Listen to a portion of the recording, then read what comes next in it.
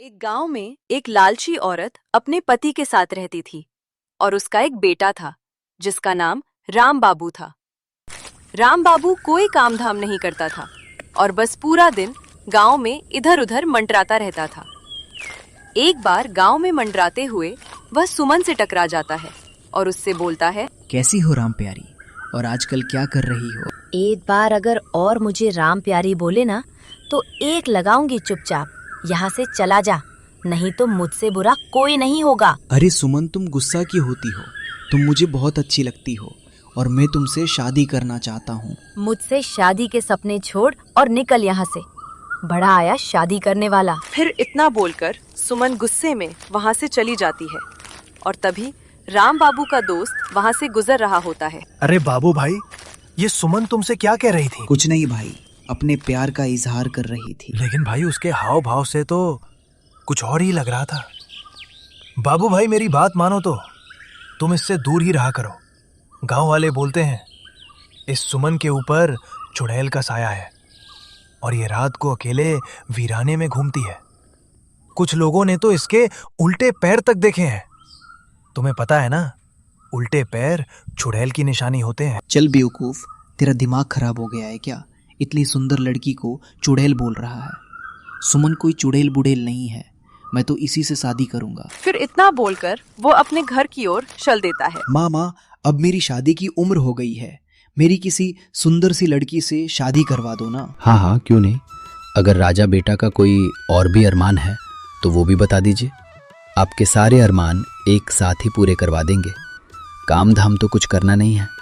तेरी उम्र के सारे लड़के कुछ ना कुछ काम कर रहे हैं और एक तू है, पूरा दिन घूमता रहता है और मुफ्त की रोटियां तोड़ता रहता है। भला तुझ जैसे लड़के को कोई अपनी लड़की क्यों देगा? पहले कोई काम धाम करके कुछ पैसे वैसे कमा के दिखाओ, फिर शादी के सपने देखना। चल भाग यहाँ से आवारा कहीं का, तो किसी काम धाम का नहीं है। देखो ना माँ, पिताजी हमेशा मेरी बेइज्जती करते रहते हैं। किसी दिन मैं घर छोड़ के ही चला जाऊंगा। अरे नहीं बेटा, कैसी बातें कर रहे हो? ये सब तुम्हारा ही तो है। अजी आप तो रहने ही दो। हर वक्त मेरे बोले भाले बेटे को नीचा दिखाते रहते हो। अजी हमारे पास इतनी धन दौलत है, क्या आप ये सब अपने साथ ऊपर लेकर जाओगे? भला मेरे बेटे को कमाने की क्या जरूरत है? माँ, मुझे सुमन बहुत पसंद है, तुम उसके घर मेरा रिश्ता लेकर जाओ ना।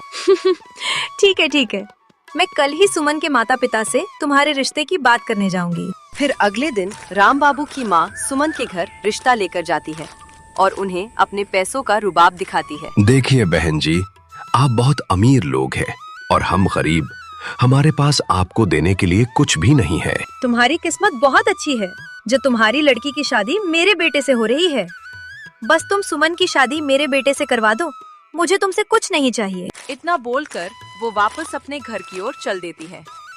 अगले दिन सुमन और राम बाबू की शादी हो जाती है और राम बाबू सुमन से शादी करके फूला नहीं समाता। जब रात होने पर राम बाबू और सुमन अपने कमरे में सो रहे होते हैं, तभी सुमन उठती है और सीधा घर से बाहर निकल जाती है और जंगल की ओर चल पड़ती है। राम बाबू के दोस्त को सुमन पर पहले से ही शक होता है, इसलिए वो उस पर पहले से ही निगरानी रखे हुए होता था। अरे ये भाभी इतनी रात कहाँ जा रही है? मुझे इनका पीछा करना होगा। फिर बिरजू सुमन का पीछा करने लगता है। तभी चलते चलते सुमन के पैर उल्टे हो जाते हैं। अरे बाप रे, इसके तो पैर ही उल्टे हो गए। मेरा शक सही निकला, ये तो चुड़ैल निकली। तभी देखते ही देखते सुमन चुड़ैल में बदल जाती है और गुफा के अंदर घुस जाती है, जिसे देखकर बिरजू की आंखें फटी की फटी रह जाती हैं और फिर वो भी उसके पीछे पीछे गुफा के अंदर घुस जाता है। ए हैवान के देवता, मैं आपको 9 बलि चढ़ा चुकी हूँ। बस एक बलि और चढ़ाते ही मैं सर्वशक्तिमान बन जाऊंगी। फिर मैं इन शक्तियों से पूरी दुनिया पर राज करूंगी। फिर वो सीधा भागता हुआ राम बाबू के घर जाता है और खिड़की से उसे आवाज देता है। बाबू भाई उठो, मुझे तुम्हें बहुत जरूरी बात बतानी है, जल्दी उठो। अरे क्या हुआ भाई, इतनी रात को तुम यहाँ क्या कर रहे हो? भाई मैंने तुम्हें पहले ही कहा था कि तुम्हारी बीवी चुड़ैल है, लेकिन तुमने मेरी बात का विश्वास नहीं किया था। भाई मुझे लगता है कि तुम्हारा दिमाग खराब हो गया है। जो ये बहकी बहकी बातें कर रहे हो। अच्छा तो ये बताओ कि क्या सुमन घर पे है? इतने में सुमन वहाँ आ जाती है। क्या हुआ बिरजू भैया, इतनी रात दई कैसे आना हुआ? बिरजू सुमन को घर पर देखकर हक्का बक्का रह जाता है। कुछ नहीं भाभी जी, मैं तो बस यहाँ से गुजर रहा था तो सोचा बाबू से मिलता चलूं। अच्छा मैं चलता हूँ।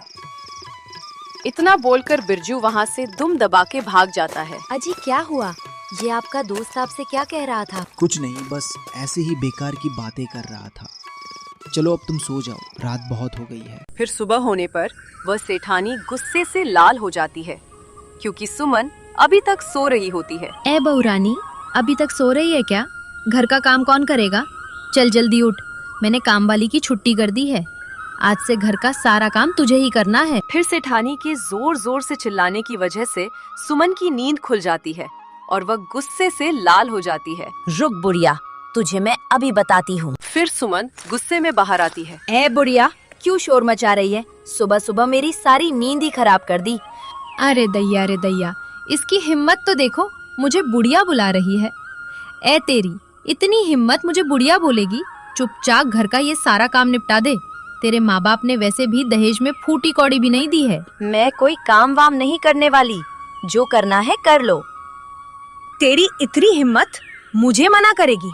रुक, तुझे अभी बताती हूँ। अरे मर गई रे, ये क्या हो गया?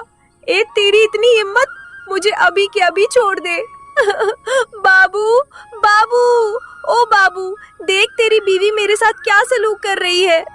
जल्दी आ, मुझे इससे बचा, नहीं तो ये मेरे सारे बाल नोच डालेगी। फिर अपनी माँ की चीख पुकार सुनकर बाबू दौड़ा दौड़ा अपने कमरे से निकलकर वहाँ पहुँच जाता है। वह ये सब देखकर हैरान रह जाता है। ए सुमन, तेरी इतनी हिम्मत, तू मेरी माँ के साथ ऐसा सलूक करेगी? अभी की अभी मेरी माँ को छोड़ दे, वरना अच्छा नहीं होगा। फिर सुमन उसे छोड़ देती है और सीधा अपने कमरे में चली जाती है। माँ, आप ठीक तो हो ना? आपको कुछ हुआ तो नहीं ना? मैं ठीक हूँ बेटा, मैंने तो बस इसे घर का थोड़ा काम करने को कहा था और इसने मेरी तो धुनाई ही कर दी। फिर बाबू परेशान होकर घर से बाहर निकल जाता है और वहाँ उसे उसका दोस्त बिरजू मिलता है। क्या हुआ बाबू भाई, इतने परेशान क्यों हो? क्या तुम्हें पता चल गया कि तुम्हारी बीवी चुड़ैल है? मजाक मत कर यार बिरजू, मैं वैसे ही बहुत परेशान हूँ। आज सुबह सुबह तो सुमन ने हद ही कर दी। उसने माँ के बाल पकड़कर उनसे बहुत बदतमीजी की। भाई मैंने तो पहले ही कहा था कि सुमन कोई साधारण लड़की नहीं है, उसके ऊपर चुड़ैल का साया है। एक बहुत आसान रास्ता है, अगर तुम उस चुड़ैल के सामने आईना रख दोगे तो तुम्हें उसकी असलियत उस आईने में दिख जाएगी। फिर वे दोनों अपने अपने घर की ओर चल देते हैं। रात होने पर राम बाबू सुमन के लिए एक फूलों का गजरा लेकर घर पहुंच जाता है। अरे भाग्यवान, तुम कहाँ हो? देखो आज मैं तुम्हारे लिए क्या लाया हूँ। सुमन वहाँ आती है और गजरा देखकर बहुत खुश हो जाती है। फिर वह गजरा अपने बालों में लगाकर शीशे के सामने पहुंच जाती है। तभी उसके पीछे पीछे राम बाबू भी पहुंच जाता है। सुमन जैसे ही अपने आप को शीशे में देखती है तो उसकी असलियत उसमें दिखाई देने लगती है। ये सब देखकर राम बाबू की आंखें फटी की फटी रह जाती हैं। वह उस चुड़ैल को देखकर बहुत डर जाता है। हे भगवान, ये मैं किस मुसीबत में फंस गया? ये तो सच में चुड़ैल निकली। अच्छा हुआ तुझे मेरी असलियत के बारे में पता चल गया। मैं आज रात को तेरी ही बलि देने वाली थी। अरे भागो रे, ये तो चुड़ैल निकली, अपनी जान बचा के भागो। बिरजू भाई मुझे बचाओ, मेरी बीवी तो चुड़ैल निकली। तुम सही कहते थे, हाय मर गए रे। फिर वह सीधा भागता भागता अपने दोस्त बिरजू के घर पहुंच जाता है। बिरजू भाई जल्दी से दरवाजा बंद कर दो, तुम सही कहते थे, सुमन तो चुड़ैल है। मैंने उसकी असलियत आईने में देख ली है, अब वो मुझे नहीं छोड़ेगी। अजी मुझे लगता है आपका ये दोस्त अपने साथ साथ हमें भी मरवा के छोड़ेगा। तुम अभी के अभी इसे घर से बाहर निकालो, नहीं तो इसकी पत्नी इसका पीछा करते करते यहाँ पहुँच जाएगी। तभी जोर जोर से दरवाजा खटखटाने की आवाजें आने लगती हैं। वे सब लोग डर जाते हैं। अरे दैया, लगता है इसकी पत्नी इसका पीछा करते करते यहाँ पहुँच गई। बिरजू भाई, गलती से भी दरवाजा मत खोलना, नहीं तो वो चुड़ैल हम में से किसी को भी जिंदा नहीं छोड़ेगी। अरे मर गए रे बाबू भाई, भाभी तो चुड़ैल बनकर हमारे दरवाजे पर खड़ी है। अब क्या करें? मैं तो कहती हूँ इस राम बाबू को उठाकर घर से बाहर फेंक दो। वो चुड़ैल इसी की तलाश में यहाँ आई है। बहुत शौक चढ़ा था ना इसे सुंदर स्त्री से शादी करने का, अब भुगतने दो इसे। चलो भाई राम बाबू, अभी के अभी मेरे घर से बाहर निकलो। चलो चलो। नहीं, मैं कहीं नहीं जाने वाला। मैं अकेला नहीं मरूंगा। अगर तुमने मेरा साथ नहीं दिया तो मैं तुम्हें भी अपने साथ लेकर मरूंगा। अरे दैया, ये तो अपने साथ हमें भी मरवा के छोड़ेगा। अजी आप ही कुछ कीजिए ना। बाबू भाई, मेरे घर में छोटे छोटे बच्चे भी हैं। अगर ये चुड़ैल इस घर में घुस गई तो हमारे साथ हमारे बच्चों को भी नहीं छोड़ेगी। कृपा करके तुम इस घर से निकल जाओ। ठीक है दोस्त, मैं अपनी वजह से तुम्हारे मासूम बच्चों की जान खतरे में नहीं डाल सकता। मैं अभी के अभी इस घर से चला जाता हूँ। शुक्र है भगवान का, इस आफत से जान तो छूटी। रुको मेरे दोस्त, अगर मरना ही है तो मैं भी तुम्हारे साथ मरूंगा। राधा, तुम अंदर बच्चों के पास चली जाओ। मैं अपने दोस्त को यूं अकेला नहीं छोड़ सकता। मुझे अपनी दोस्ती निभानी होगी। अजी आप पागल हो गए हैं क्या? वो चुड़ैल एक ही बार में आपकी जान ले लेगी। आप इसकी वजह से खुद को मौत के मुंह में क्यों धकेल रहे हो? अगर मैंने आज अपने दोस्त का साथ नहीं दिया तो ये दुनिया कभी भी किसी की दोस्ती पर एतबार नहीं करेगी। अगर अपनी दोस्ती साबित करने के लिए अपनी जान भी देनी पड़े तो मैं दे दूंगा। चलो बाबू भाई, मैं भी तुम्हारे साथ चलूंगा। मुझे तुम्हारी दोस्ती पर कोई शक नहीं है, लेकिन तुम मेरी वजह से अपनी जान मत दो। हम दोनों मिलकर भी इस चुड़ैल का सामना नहीं कर पाएंगे। हमारा मरना तय है। तुमने सही कहा, हम दोनों इसका मुकाबला नहीं कर पाएंगे, लेकिन मैं किसी को जानता हूँ जिसके सामने ये चुड़ैल पल भर के लिए भी नहीं टिक पाएगी। जब ही बिरजू भागकर घर में बने मंदिर की ओर जाता है। हे महाबली हनुमान, हम आपके बिना इस चुड़ैल का सामना नहीं कर सकते।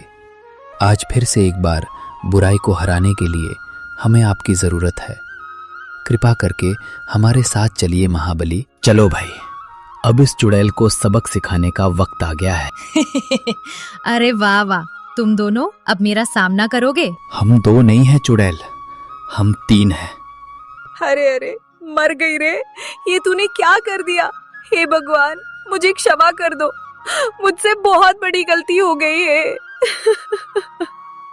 महाबली, हे सर्वशक्तिमान, मुझे क्षमा कर दो। मैं आज के बाद किसी व्यक्ति को नहीं सताऊंगी। फिर कुछ ही पलों में वो चुड़ैल जलकर खाक हो जाती है और एक बार फिर बुराई पर हमेशा की तरह अच्छाई की जीत होती है।